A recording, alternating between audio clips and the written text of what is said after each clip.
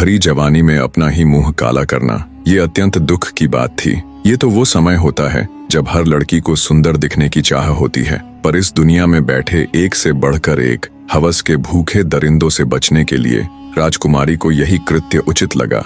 और इसके सिवा वो बेचारी सोचती भी तो क्या। उसका इस दुनिया से मन तो तभी उठ गया जब वो अपने खुद के घर में खुद के बाप से ही नहीं बच पाई, तो अब तो फिर भी वो घर से बाहर ऐसी खुली दुनिया में थी जहाँ ऐसे ऐसे भेड़िए रहते हैं जो हमेशा किसी को भी नोच कर खा जाने की फिराक में रहते हैं। इसी सोच के साथ अत्यंत भारी हृदय से वो अपने पूरे शरीर पर कालिक पोत लेती है। राजकुमारी तारा ने पूरे शरीर पर इस तरह से कालिक पोत ली कि कोई उसे देखकर ये नहीं बता सकता था कि ये उसका असली रूप है या फिर कालिक पुता हुआ।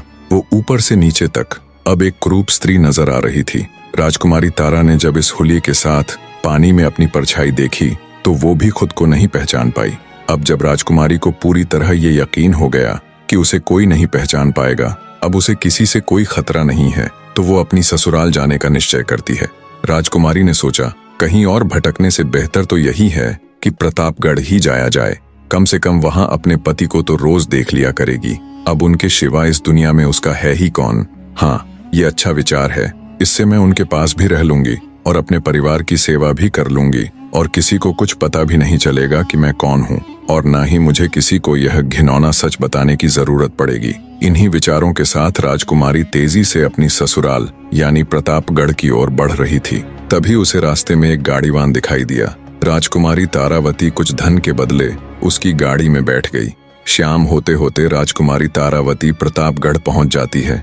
जब वो महल के मुख्य द्वार पर जाती है तो पहरेदार उसे रोक लेते हैं। काली कलूटी बदसूरत स्त्री को देख बोहें चढ़ाते हुए पहरेदार बोले, कौन हो तुम और अंदर कहाँ चली जा रही हो? पहरेदारों की बात सुन राजकुमारी तारा ने विनती की कि वो एक दुखियारी स्त्री है जो दर दर भटकते हुए बहुत दूर से सिर्फ राजा साहब से मिलने आई है। उसकी हालत देख उसे एक भिखारिन समझ महल के पहरे पर खड़े पहरेदार उसे धमकाकर वहां से भगा देते हैं। राजकुमारी तारा का दिल दहाड़े मार मार कर रो रहा था। कितनी ही मुश्किल से, कितनी ही उम्मीदों के साथ वो यहाँ आई थी।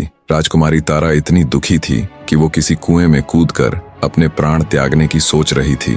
फिर उसने सोचा, बिना अपनी आखिरी कोशिश किए ऐसे तो अपने प्राण नहीं त्यागेगी। वो प्रतापगढ़ की एक सराय में रुक गई। उसने निश्चय किया कि कल सुबह फिर से अपने ससुर यानी राजा महाराज से मिलने की कोशिश करेगी। जैसे ही सुबह होती है राजकुमारी तारा फिर से राजा महाराज से मिलने का प्रयत्न करती है, पर कल शाम की ही तरह पहरेदार उसे वहां से भगा देते हैं। अंततः राजकुमारी ने निर्णय किया कि वो महल के बाहर ही राजा की प्रतीक्षा करेगी।